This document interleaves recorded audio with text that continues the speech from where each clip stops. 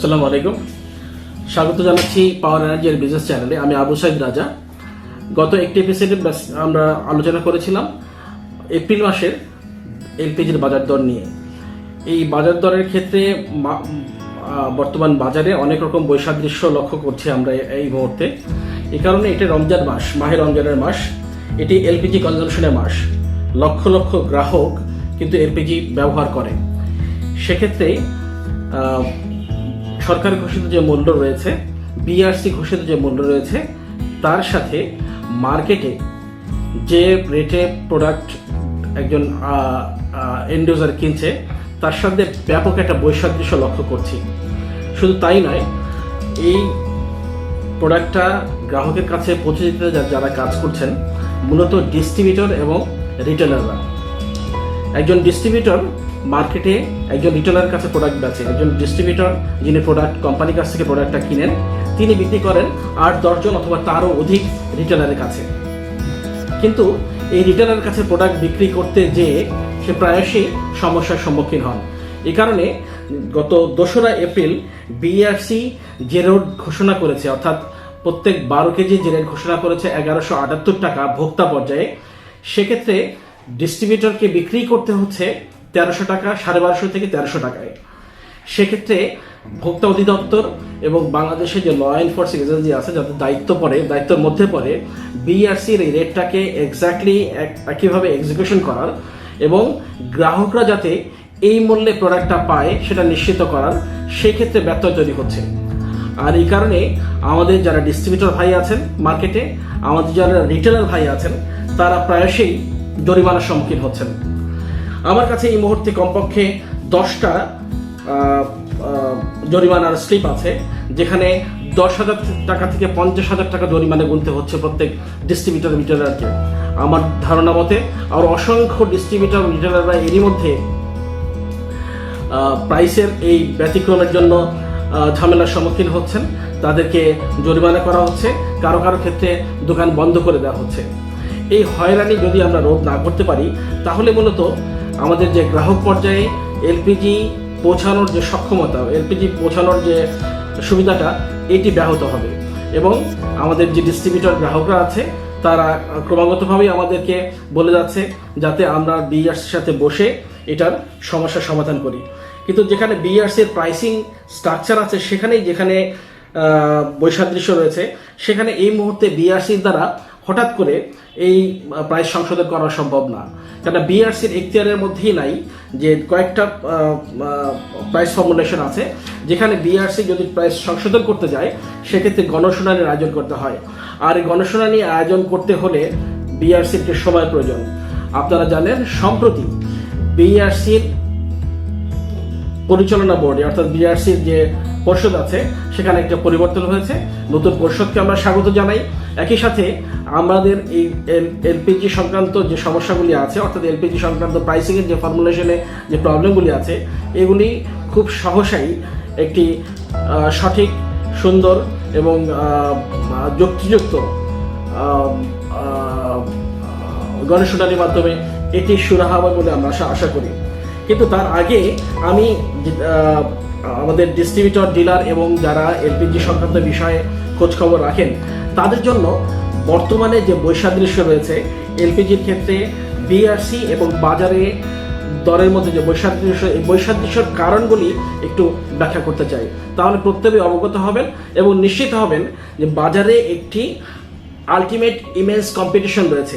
আর এই কারণে গ্রাহকের কাছে যে প্রাইসে গ্রাহকের কাছে প্রোডাক্টটা যাচ্ছে, এটি কোনোভাবেই বেশি মূল্য নয় এবং গ্রাহকরা কোনোভাবেই প্রতারিত নয়। কেন বাজারে এই মুহূর্তে আমি গতকালকে উল্লেখ করেছি যে 22টার মতো কোম্পানি চলমান আছে এবং প্রত্যেকেই হাড্ডাহাড্ডি লড়াই হচ্ছে মার্কেটে। সেক্ষেত্রে একটি উচ্চ মুনাফা নেওয়ার প্রবৃত্তি অথবা উচ্চ মুনাফা নেওয়ার কোনো রকম প্রচেষ্টা কোনোভাবেই করা সম্ভব না। আর এই কারণেই বলছি, আমাদের বর্তমানে যে 12 কেজি প্রাইসটা আছে মার্কেটে চলমান, সেটি যৌক্তিক এবং যুক্তিযুক্ত। এবারে যে একটা পয়েন্ট তুলে ধরতে চাই, কেন বিআরসির এই প্রাইসের সাথে বাজারে এই প্রাইসের বৈসাদৃশ্য। বিআরসির প্রাইসের যে স্পেক্স রয়েছে, এখানে যে তার যে পার্টগুলি রয়েছে তার মধ্যে একটি হচ্ছে ইম্পোর্ট প্রাইস, অর্থাৎ আমি যে প্রোডাক্টটাকে বিদেশ থেকে যখন আনি তারপরে এটা প্রোডাক্টটা আমার ফ্যাক্টরিতে নিতে ছাড়ানোর জন্য কয়েকটা কিছু বিষয় আছে, যেমন ইম্পোর্ট কস্ট আছে, আমাকে ট্যাক্সেসের কিছু বিষয় আছে, আমার এলসির সংক্রান্ত কিছু খরচ আছে। এই সংক্রান্ত খরচে বিআরসির যে প্রাইস ধরা আছে সেটি হলো মাত্র 6 টাকা পার 12 কেজিতে। 12 কেজি প্রাইসিংয়ের ক্ষেত্রে ফর্মুলায় যদি ধরি, বিআরসি ধরেছে মাত্র 6 টাকা। সেখানে কোনো কোম্পানি 16 থেকে 17 টাকার নিচে সে কোনোভাবেই প্রত্যেক 12 কেজি প্রোডাক্টটা ছাড়াতে পারবে না। এটা একটা বৈসাদৃশ্য, যদিও বৈসাদৃশ্যটা স্মল, কিন্তু পরের যে পার্টগুলি আছে এগুলি একেবারেই বেশি, যে কারণে আসলে বাজারে ম্যাচ করা সম্ভব হচ্ছে না। ইম্পোর্ট প্যারিটি প্রাইস বলে একটা কথা আছে এখানে, যে অর্থাৎ ভোক্তা পর্যায়ে প্রোডাক্টটা আসার আগে কোম্পানি পর্যায়ে যখন প্রোডাক্টটা থাকে, কোম্পানি যখন প্রোডাক্টটা রিসিভ করে সেক্ষেত্রে কোম্পানিকে তাকে একটা স্টোরেজ মেনটেন করতে হয়, তার এটা বোটলিংয়ের জন্য একটা খরচ আছে, তার অ্যাডমিনিস্ট্রেশনের জন্য একটা খরচ আছে, তার ইলেকট্রিসিটির জন্য একটা খরচ আছে। এছাড়াও অসংখ্য লাইসেন্সিং আছে যেগুলি অপারেটরকে পে করতে হয়, লাইসেন্সিং ফিস পে করতে হয় এবং প্রতি বছর এগুলি রিনিউ করতে হয়, তার একটা কস্ট আছে, তার ফ্যাক্টরি চালাতে একটা খরচ আছে। এই খরচ সবগুলি কনসিডার করে বিআরসি যে প্রাইসটা ধরেছে সেটা হলো প্রত্যেক 12 কেজিতে 194 টাকা, যেটা কোনোভাবেই কোনো কোম্পানি 326 টাকার নিচে পারা সম্ভব না। আমি একটু ব্যাখ্যা করি। ইম্পোর্ট প্যারিটি প্রাইস যেটা বোটল স্টোরের আন্ডারে বিআরসি ধরে থাকে, সে তার মধ্যে শুধুমাত্র বোতল আর স্টোরেজ নাই, অর্থাৎ বোটলিং আর স্টোরেজ বলতে বোঝাই আপনি বোতল প্রোডাক্টটাকে খালি বোতলে প্রোডাক্টটা ভরবেন আর ওদিকে প্রোডাক্ট যখন বাইরে থেকে নিয়ে আসবেন তখন আপনি স্টোর করবেন। প্রত্যেকটা কোম্পানির স্টোরের ক্যাপাসিটি ডিফারেন্ট। আমি যদি বলি প্রত্যেকটা কোম্পানিরই এই মুহূর্তে 3,000 থেকে 5,000, কারো 10,000 আরও বেশি সক্ষমতার স্টোরেজ রয়েছে। তাকে স্টোরেজটা মেনটেন করতে হয়, স্টোরেজ মেনটেন বাবদ একটা খরচ তাকে করতে হয়। এছাড়াও তাকে ফ্যাক্টরির অ্যাডমিনিস্ট্রেশনের জন্য তাকে খরচ করতে হয়, তাকে ফাইন্যান্সিয়াল এক্সপেন্সের জন্য খরচ করতে হয়, তাকে মার্কেটিং এক্সপেন্সের জন্য খরচ করতে হয়। অন্যদিকে ফ্যাক্টরি থেকে ডিস্ট্রিবিউটর পর্যন্ত পৌঁছাতে তার একটা খরচ দরকার হয়। এই সবগুলি খরচ মিলে যেখানে বিআরসির টাকার পরিমাণ মাত্র প্রত্যেক 12 কেজিতে 194 টাকা, সেখানে আমি বলছি প্রত্যেকটা কোম্পানি যে খরচ করে সেটা 300 টাকার অধিক, অর্থাৎ আমার হিসাবে 326 টাকা। তার কমে অলমোস্ট ইম্পসিবল। এটা ছাড়াও বিআরসি আরও দুটা খরচ ধরে প্রাইসিং এর মধ্যে। তার মধ্যে একটা হলো ডিস্ট্রিবিউটর কমিশন আর রিটেলার কমিশন। অর্থাৎ ডিস্ট্রিবিউটর যে ব্যবসাটা করছে তাকে তার জীবিকা নির্বাহের জন্য, তার ব্যবসা পরিচালনার জন্য দিনের শেষে তাকে কিছু প্রফিটও করতে হয়। এই সব কিছু মিলিয়ে ডিস্ট্রিবিউটরকে বিআরসি যে তৈরি মার্জিন সেখানে দেওয়া আছে মাত্র 37 টাকা। একজন ডিস্ট্রিবিউটরের দ্বারা কোনোভাবেই 37 টাকা প্রত্যেক 12 কেজিতে মার্জিন দিয়ে কোনোভাবেই ব্যবসা পরিচালনা করা সম্ভব না। কেন আমি একটু খোলাসাভাবে বলি। একটা ডিস্ট্রিবিউটরের কাছে কোম্পানি প্রোডাক্টটা পৌঁছে দেয়, প্রত্যেকটা কোম্পানি ডিস্ট্রিবিউটরের কাছে অলমোস্ট সমান টাকায় প্রোডাক্টটা পৌঁছে দেয়, অর্থাৎ কোম্পানির দায়িত্ব ডিস্ট্রিবিউটর কাছে প্রোডাক্টটা পৌঁছানো। ডিস্ট্রিবিউটর কাজটা কি? ডিস্ট্রিবিউটর তাকে স্টোর মেনটেন করতে হয়। ডিস্ট্রিবিউটর যে স্টোর থাকে এটা এক্সক্লুসিভ ডিপার্টমেন্টের পারমিশন অনুযায়ী এবং তার কাছে সিকিউরিটি পারমিশন নিয়ে তারপরে তাকে এই স্টোরটা মেনটেন করতে হয়। তাকে একটা স্টোর মেনটেনের একটা খরচ আছে। তারপর তাকে এখান থেকে তার স্টোর থেকে বিভিন্ন রিটেলারের কাছে তাকে প্রোডাক্টটা ডিস্ট্রিবিউট করতে হয়। আর সেক্ষেত্রে তাকে এক অথবা একাধিক 4 হুইলারের প্রয়োজন পড়ে। তারও একটা মেনটেন্যান্স খরচ আছে, তার স্টাফিং এর খরচ আছে। সে শুধুমাত্র রিটেলারের কাছে প্রোডাক্ট বিক্রি করে তাই না, সে কোনো ক্ষেত্রে এন্ড ইউজারের কাছে সরাসরি প্রোডাক্ট বিক্রি করে, সেক্ষেত্রে তার একটা খরচ আছে। সুতরাং তার যে সেকেন্ডারি এই ডিস্ট্রিবিউশন খরচ এটা কোনোভাবেই 20 টাকার কম না, অথচ তার সম্পূর্ণ খরচ বাবদ প্রত্যেক 12 কেজিতে ডিস্ট্রিবিউটরের মার্জিন ধরা আছে মাত্র 37 টাকা। বাকি যে 17 টাকা থাকে তার সেকেন্ডারি খরচ দিয়ে কোনোভাবেই তার দ্বারা আসলে একটা ডিস্ট্রিবিউশন চালানো সম্ভব না, যেটি হওয়া উচিত কমপক্ষে 100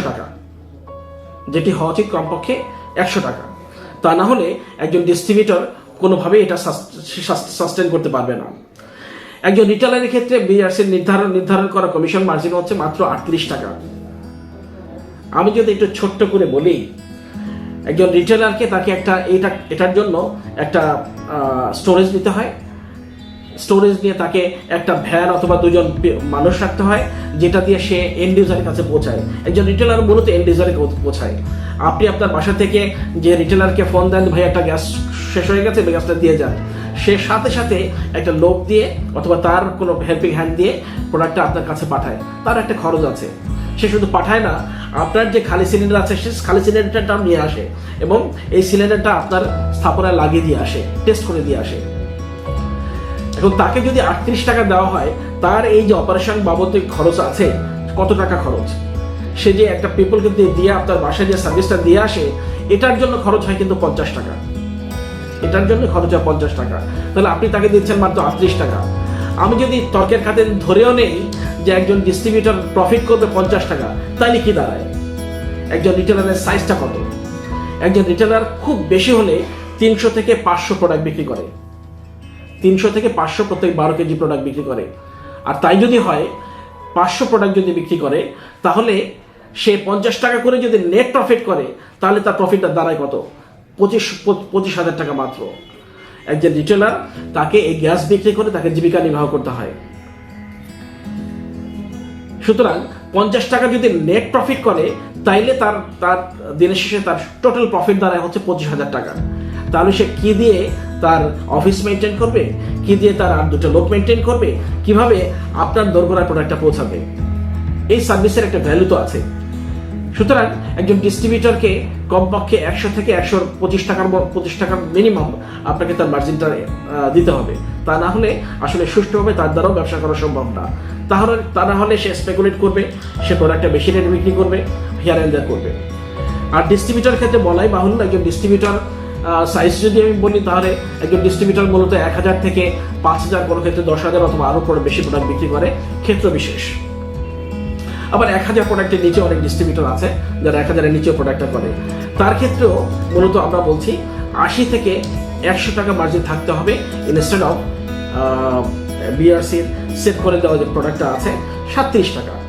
তো আমার মনে হয় এই প্রাইসিং ফর্মুলায় যে পরিবর্তনটার কথা বলছি আমি, এই পরিবর্তন যদি আনা যায়, তাহলে বাজারে ক্রেতার সাথে বিআরসির ঘোষিত মূল্যের যে বৈসাদৃশ্য আছে, এই বৈসাদৃশ্যতার নিরসন হবে। তা না হলে মূলত কোনোভাবেই এটা করা সম্ভব না। আর যদি কোম্পানির কথা বলি, এখানে কোম্পানি কোনো মার্জিনই ধরা হয়নি। এখানে আমি যদি এটা ধরি যে এখানে ফাইন্যান্সিয়াল কস্ট বলে একটা কথা আছে, ধরা আছে, কিন্তু ফাইন্যান্সিয়াল কস্ট কি আমরা ধরেছি? এখানে ফাইন্যান্সিয়াল কস্ট ধরা আছে, আলাদাভাবে কোনো ফাইন্যান্সিয়াল কস্ট ধরা নাই।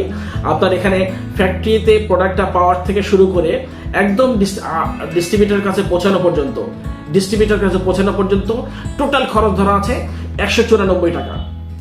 তাহলে বাংলাদেশে এই মুহূর্তে 32,000 কোটি টাকার অধিক ইনভেস্ট হয়েছে এই খাতে। একটা বড় ইনভেস্টমেন্ট, 32,000 কোটি টাকা অনেক বড় ইনভেস্টমেন্ট। বাংলাদেশে মাত্র 22টা চলমান এবং সব মিলে 25-26টা কোম্পানি আছে যারা এই টোটাল টাকাটা ইনভেস্ট করেছে। এটি পুরাটাই কিন্তু বোরড মানি। এটা অন্য কোনো খাত থেকে এনে কেউ এলপিজি থেকে ইনভেস্ট করেনি। মূলত পাওয়ার এবং এনার্জি সেক্টরে যে মানি ইনভেস্টেড আছে, এটা পুরাটাই বোরড মানি, লোনের মানি। সুতরাং কোম্পানিগুলিকে তাকে এই বোরড মানির ইন্টারেস্ট পে করতে হয়। আমি যদি মাঝারি গোছের একটা কোম্পানির কথাও যদি আপনাদেরকে শোনাই, মাঝারি গোছের একটা এলপিজি কোম্পানি যদি বাংলা মার্কেটে অপারেট করতে যায়, তাকে মিনিমাম 500 কোটি টাকা ইনভেস্ট করতে হয় মার্কেটে এই এলপিজির জন্য। 500 কোটি টাকা ইনভেস্টমেন্ট যদি করতে হয়, আর আমি যদি ধরেও নেই যে 500 কোটি টাকার ইনভেস্টমেন্টের ক্ষেত্রে তার পার বোতলে ফাইন্যান্সিয়াল কস্ট আসে কত, তাহলে আপনি ক্যালকুলেট করে দেখেন 500 কোটি টাকার পার ডে ইন্টারেস্ট থাকে, পার বোতলে সে যে বিক্রি করছে, এটার উপরে ইন্টারেস্ট চার্জ হতে হবে কমপক্ষে 75 টাকা, যদি 9% ইন্টারেস্ট রেট ধরি আমি। তো সেই ক্ষেত্রে যেখানে শুধুমাত্র একটা বোতলের ফাইন্যান্সিয়াল কস্ট আসে হলো 75 টাকা, সেখানে আপনি টোটাল ডিস্ট্রিবিউশন খরচ, টোটাল মার্কেটিং খরচ, টোটাল ফ্যাক্টরি বোটলিং সহ আপনি ধরেছেন হচ্ছে 194 টাকা। এটি কতটা যুক্তিযুক্ত? এর বাইরে খরচ আছে, মার্কেটিং কস্ট আছে একটা, এর বাইরে একটা ডিস্ট্রিবিউশন খরচ আছে যেটা কোম্পানি এন্ড থেকে ডিস্ট্রিবিউটরের কাছে প্রোডাক্টটা পৌঁছানো হয়। তারপরে তার সেলিং এক্সপেন্স আছে, তারপরে তার ফ্যাক্টরি অ্যাডমিন এবং সেলিং অ্যাডমিন, দুটো অ্যাডমিনের খরচ আছে। তারপরে না প্রফিট, যেখানে আমি ফাইন্যান্সিয়াল কস্টে উঠাতে পারছি না, যেখানে কোম্পানিগুলি তার ফাইন্যান্সিয়াল কস্টে উঠাতে পারছে না মার্কেট থেকে তার ইনভেস্টমেন্টের, সেখানে প্রফিটের কথা তো আসছেই না। আমি গত প্রোগ্রামে বলেছিলাম বাংলাদেশে যে এলপিজি ইন্ডাস্ট্রি আছে সেই ইন্ডাস্ট্রি 2030 সাল পর্যন্ত বাংলাদেশে এলপিজি ইন্ডাস্ট্রিতে যে ডিমান্ড তৈরি হবে সে ডিমান্ড মেটানোর সক্ষমতা আমাদের এখনই আছে।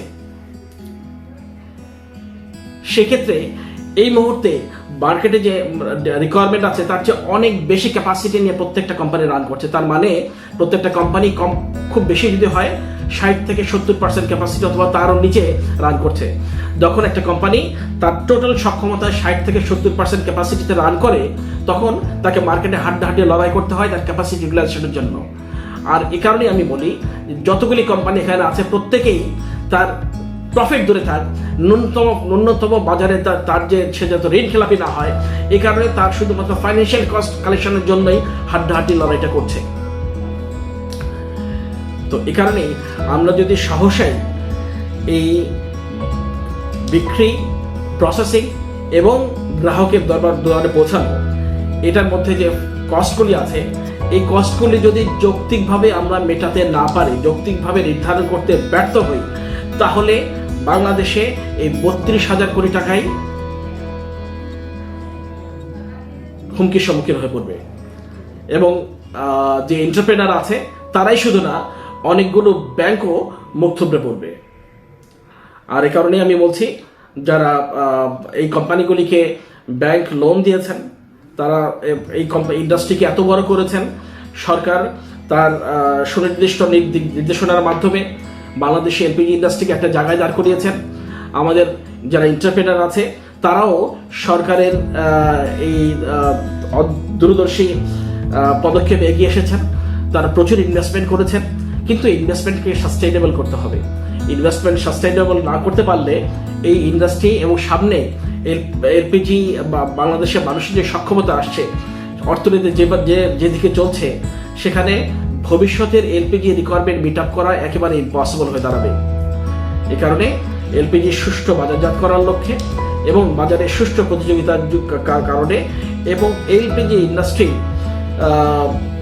আগামীতে প্রত্যেকটা কোম্পানির সক্ষমতা অর্জনের ক্ষেত্রে যতটুকু হারিয়েছে সে ততটুকু কিভাবে গেইন করা যায় সেই লক্ষ্যে, এবং বাজারে বর্তমানে আমাদের গ্রাহক ডিস্ট্রিবিউটর পর্যায়ে, রিটেলার পর্যায়ে যে তাদের যে হয়রানি আছে, এই হয়রানি বন্ধের জন্য আমাদের এই প্রাইসিং ফর্মুলার সংশোধন অত্যন্ত জরুরি। তাই আমি আশা করছি বিআরসি খুব দ্রুততর সময়ের মধ্যেই এটি গণশুনানির আয়োজন করবে আর সব পক্ষের মতামতের ভিত্তিতে একটি সুষ্ঠু এবং সুন্দর প্রাইসিং ফর্মুলা তৈরি করবে, যেটা দিয়ে বাংলাদেশের এলপি ইন্ডাস্ট্রি এগিয়ে যাবে এবং সরকারের সক্ষমতা এবং সরকারের নির্দেশনা অনুযায়ী বাংলাদেশের এলপিজি ইন্ডাস্ট্রি প্রতিষ্ঠা লাভ করবে এবং ভবিষ্যতে বাংলাদেশের এলপিজি চাহিদা পুরোপুরি মিট আপ করার জন্য কোম্পানিগুলি সক্ষম হবে।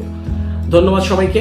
আমরা এর পরের এপিসোডে বাংলাদেশের ব্যবসা সংক্রান্ত, বাংলাদেশের বর্তমানে বৈশ্বিক সমস্যা এবং বর্তমানে যে ডলারের ডেভিয়েশন, এই টার্মিনাল সংক্রান্ত যে সমস্যাগুলি তৈরি হচ্ছে এবং এই ক্ষেত্রে বাংলাদেশের ব্যবসায়ীরা কীভাবে ক্ষতিগ্রস্ত হচ্ছেন এবং এই ক্ষতি পুষিয়ে রাখার জন্য কি করণীয় সে সংক্রান্ত একটি ফোরামে আপনাদের সাথে মিলিত হব। আমার মনে হয় খুব সহসাই আপনাদের সাথে আবার দেখা হবে। থ্যাংক ইউ, ধন্যবাদ সবাইকে। আমরা চাই এলপিজি এবং এলপিজি সংক্রান্ত যাবতীয় সমস্যার সুষ্ঠু সমাধান। ধন্যবাদ সবাই।